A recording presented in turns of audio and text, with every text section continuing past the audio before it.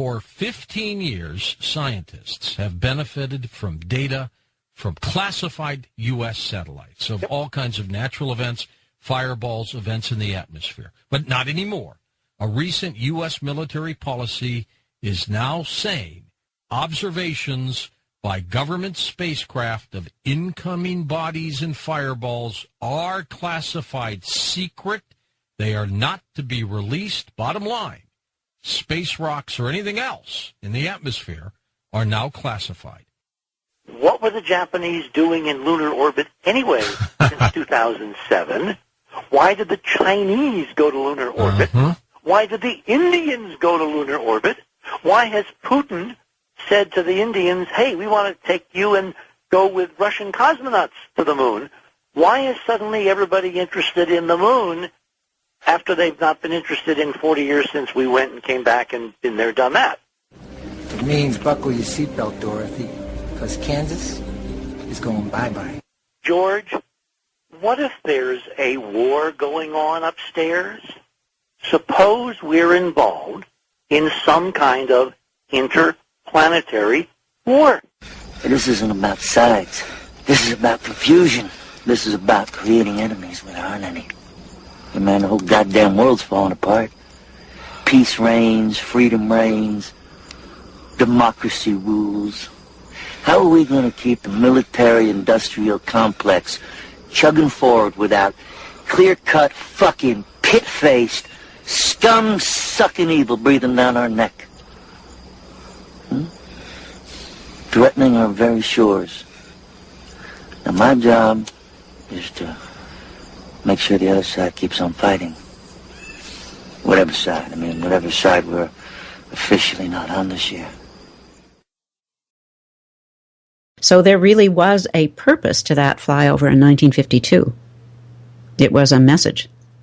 Oh, definitely. It was a show of force.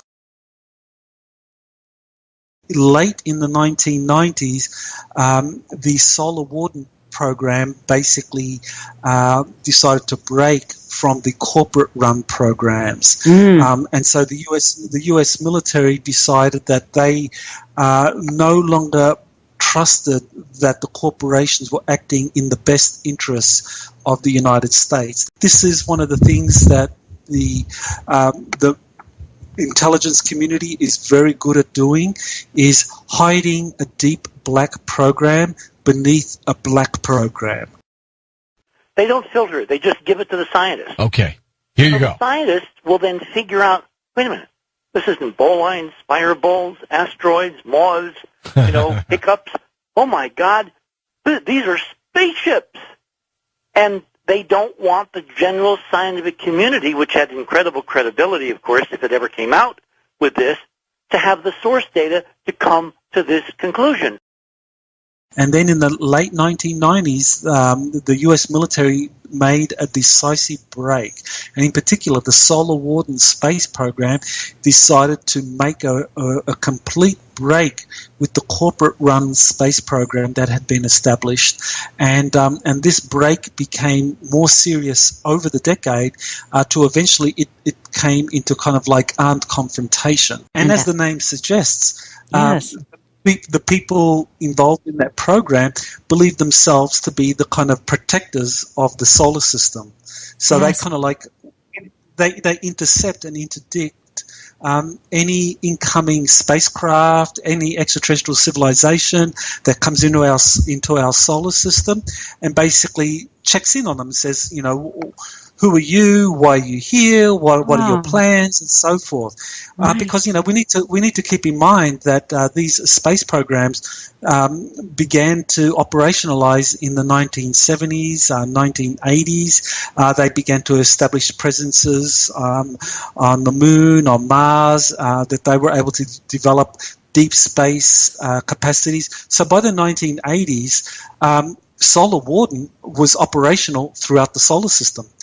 And what we're hearing is that on Earth there has been a fierce battle between dispossessed elements from the Pentagon that got kicked out by the cabal and ended up forming an alliance outside the governmental structure. And there's a lot of them.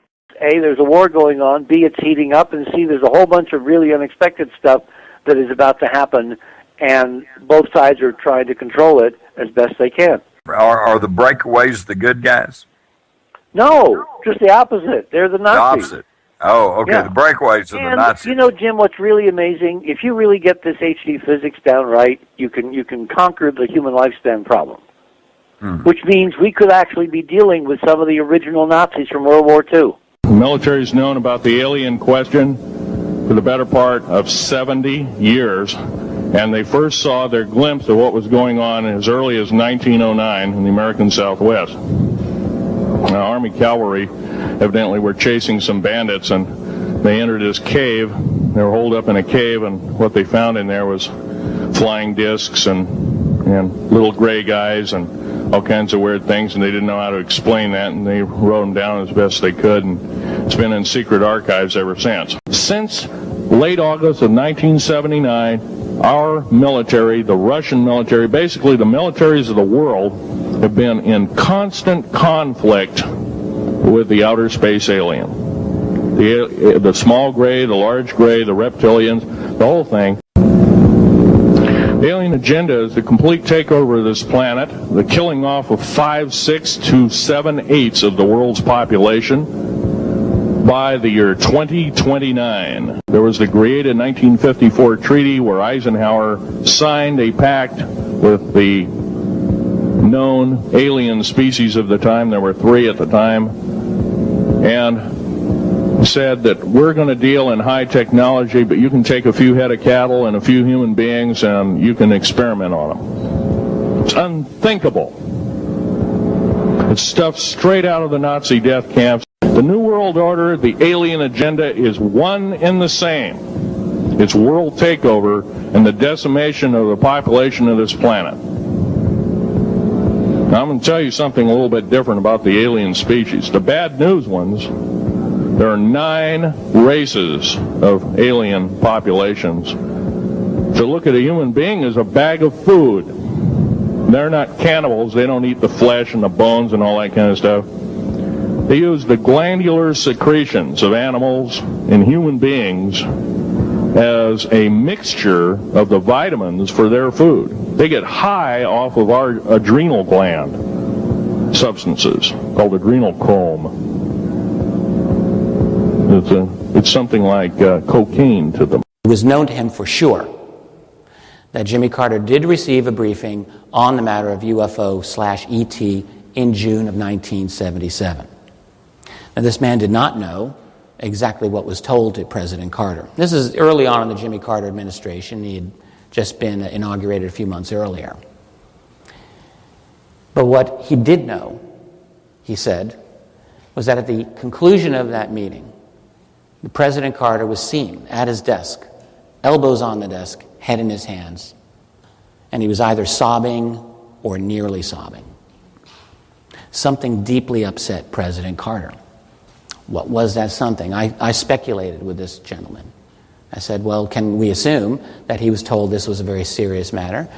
He said, yes. I said, can we assume that he might have been told he doesn't really have a whole lot of operational control over this matter? He said, absolutely yes. Program, the Nazification of America, which I wrote about in The Rise of the Fourth Reich. This really goes way back there. Let me give you this quote from Lyndon Johnson. Okay, he was as Senator Lyndon Johnson speaking to the Senate Democratic Caucus. He says, quote, "Control of space means control of the world. From space, the masters of infinity would have the power to control the Earth's weather, to cause drought and flood, to change the tides and raise the level of the sea, to divert the Gulf Stream and change the climate to frigid. This is the ultimate position, the position of total control over the Earth that lies somewhere in outer space," end quote. And he said that in 1958. Now, what do you suppose he meant by the masters of infinity? Because he was on the in crowd. He knew what. Remember, you asked me which politicians knew. Yeah, he's one of them. Johnson definitely knew. Yeah, and that's why he was so interested. because he knew it was the determination of human history on Earth. What was coming, what was being planned. And remember how Kennedy tried to give the results of this extraordinary exploration of the moon in person, Apollo. He tried to give it to the Russians, to the Soviets, so we'd do it together. That's right. And in Dark Mission, I argue with Mike Barra, that was the reason he got killed. It was the final straw. And there's this wink, the incredible photograph of the wink between him on Air Force One after he's taken the oath and the head of the Republican committee in the Congress that oversaw NASA's funding. Mm-hmm. And they're winking to each other. Yep. Yeah, well, you can't get any more, you can't get clearer than that. Now, of course, we've got the mainstream beginning to listen, and I've not had a chance to hear them. Have you, Jim, Jackie's tapes where she talks about Lyndon Johnson as the man who killed her husband? Well, yeah, it's this is the limited hangout. They're going to keep dribbling this out until about another 10 or 20 years. Everybody's we just don't have 10 say, or 20 years. that's Jim, true. We don't have 10 or 20. That's I'm true. fascinated because this is the first official break in the wall that Johnson was a do-gooder, good old boy from South Texas who just had a rough way for doing really cool things. Do you think people are going to want to really come face-to-face with the idea that there's a World War III and it's us against the Nazis again? No. So they have a great interest in keeping it secret. You have different factions here. You have different factions in terms of the U.S. military-industrial elite. Yes. You have the secret societies. And then you have the U.S. military, the rank-and-file admirals and generals that run the Navy, that run the Air Force. And these people... while they cooperate in some areas, they have very different interests, long-term interests in other areas. And so that's when you had all the military whistleblowers starting to come forward. That's why Stephen Greer in the late 1990s had hundreds of military whistleblowers coming forward, revealing to him what was going on, because the military green-lighted their people to come forward and reveal the truth. I have evidence that we've been under surveillance by some good guys from at least the late 1800s. And that those good guys, a la Gene Roddenberry in Star Trek and the Prime Directive, they've been conditioning us. They've not been able to directly intervene. Well, these are the benevolent aliens, and they've been here helping us. In fact, I have a picture. Let me reach for it here.